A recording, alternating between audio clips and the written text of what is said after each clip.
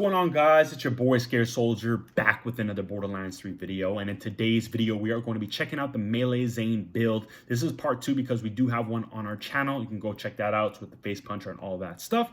But before we get into the video, I do have to address that I got a little red thing on my nose. It's not a pimple, it's just a little scabby thing because I went too hard on the blackheads, but pay no mind to that. We also got the Patriots hat on because we are going for Tom Brady to win number 7. Obviously he's with the Bucks, but again, this is what our memory is when he was a Patriot for 20 years. So Cree, if you're watching the video, Packers are going down. Anyways, moving on, let's check out the build real quick. So we do have the Psycho Stabber as our main weapon because it provides 340% melee damage. Now I do have to say the farm of this weapon is annoying, especially to get the perfect anointment. As you see, we don't even have the perfect anointment on ours, but the build still works. So the anointment you do want, by the way, is either URAD, 300% anointment, or the 100% melee damage on action skill end. Moving on, for your clone, all you need is a face puncher because it's really fun. Plus, we're using the white elephant, which allows you to put stickies on enemies or at least have a chance, and those do a ton of damage, I must say. You can also use other weapons that you like on the clone. You can use anything you want, light shows and plague bearers, all that stuff. And for another weapon I do like sometimes is the Eruption because it debuffs enemies, making them a little weaker and making you obviously stronger. So very, very good stuff. Now for the shield, you want the Stinger. The Stinger actually does melee novas. So the Nova damage is based off of melee damage, which is really cool. And of course, the melee Nova can also make those stickies go on enemies as well with the white elephant, which is really nice. And we're also tying that in with the anointment I was talking about a little earlier on action skill and melee damage increased by 100%.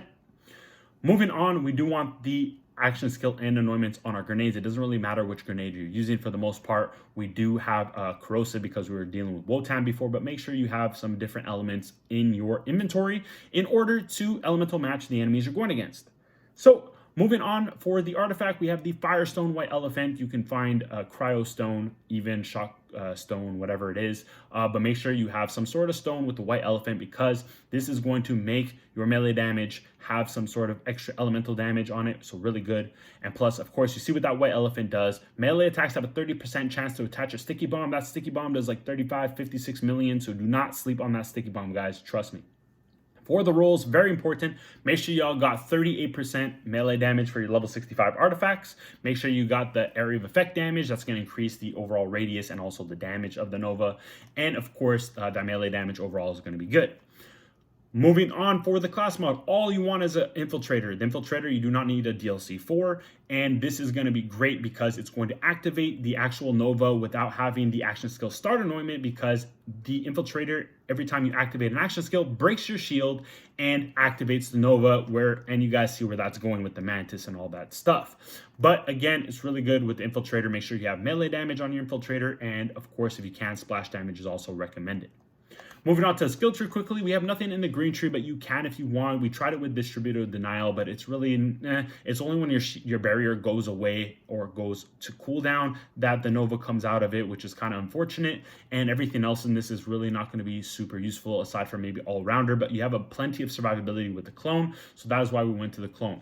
So there's a lot of things in the skill trees for Zane specifically that doesn't actually give any bonuses to melee, unfortunately. So pretty much speccing into all the original things like violent speed, violent momentum, all of these types of things, violent violence, a lot of these skills are not going to affect the Nova whatsoever. So honestly, the skill tree, this is the one time I'll say is not that important. You can literally almost do anything you want with the skill tree.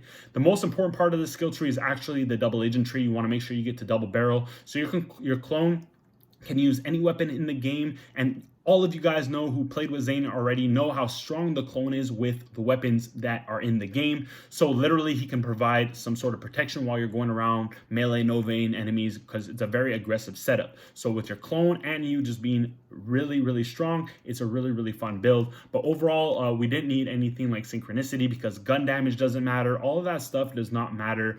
So we just picked up some skills for the clone. And of course, we picked up Like a Ghost because we needed to go to double barrel. But Like a Ghost is not bad because we're always activating an action skill, and essentially we can ignore up to 40% chance to ignore bullets, which is good for us because we're kind of going naked. We're not using a barrier or anything, so it's not bad Like a Ghost in all essence. But like I said, the skill tree for this build is not that important. Just make sure you go to double barrel, mix and match however you want, and that's that.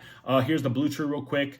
We just got Salvation. That was the most important part of this because the clone provides health steal for keep us alive. Because if you didn't know, the Psycho Stabber as a weapon is really garbage.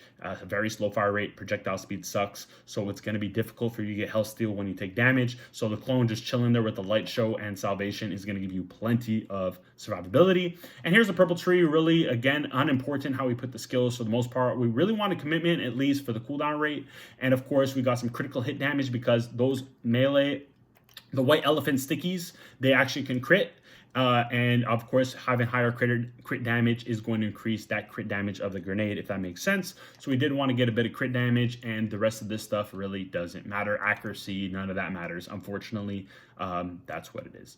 But nonetheless, the one couple augments you do want in the purple tree are going to be this one over here. So you want No Way Out because pulling enemies towards you, which is good because the Nova can only go so far. So if you can bring an enemy closer, that enemy is going to be dealt even more damage. If you guys read on the card, it's a 25% increase. So that's also really good.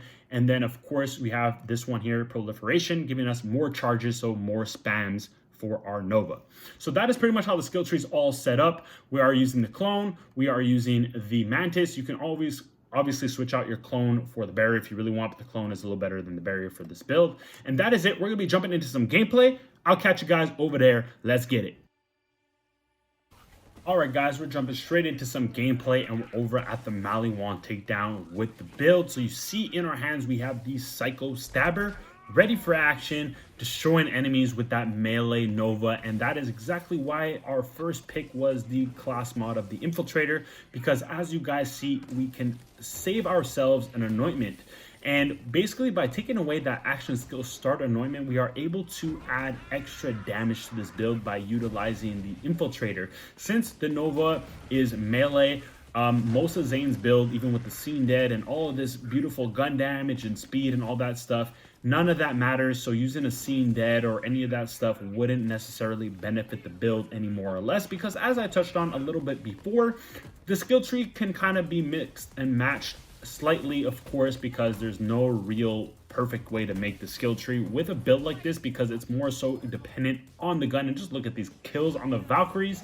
Jeez, man, this build is unfair and super fun. Keep in mind, we're not even using the action skill and 100% melee damage on our Psycho Stabber. We're using some random status effect crap that does nothing for us for this build. So you can only imagine how much more damage we would actually get on this build. So now we're over on the bridge, of course, just destroying enemies, running up to them. As I said, this is a very aggressive build. You're going up in the enemy's face like we just did right over there. Slap, slap, slap. And what's beautiful about it is if you're going against a super strong enemy, those white elephant grenades are so reliable because they are doing about triple the amount of damage that your actual Nova is doing. So if you're doing about 13-15 million damage per Nova, you're doing about 36 to 56 million off of those white elephant grenades. And keep in mind, all those sticky grenades that can have a chance to stick on the enemies are all shot out by that Nova. So anything that touches that Nova has a chance to be stick by those white elephant grenades, which is such a cool effect of the build. So you see we're going around and it takes about 2 to 3 hits for some of the stronger enemies and then 1 shots on other enemies. Keep in mind, we are not using the perfect anointment. I can only imagine what it will look like with maybe even a URAD. Would be crazy. So here we go. We are on the Wotan fight, guys, and we are just using this build to its finest. You see that the cooldown rate on our Mantis is second to none, so we can just spam it as much as we want, very similarly to Flax Rax. And this is pretty much what you guys get, just a beast. Zane can do it all. He can do melee builds, he can do URAD builds, deathless builds, any kind of build, crit builds, you name it, Zane can do, and this is the proof to show you. Although he has absolutely no melee damage in his skill tree whatsoever, he can still get it done. And right here we got the epic kill to finish it off. I hope you enjoyed the video. Make sure you smash that like button for your boy. Stay tuned for the next video. I'll catch you in the next one. It's your boy Scared Soldier signing out. Peace.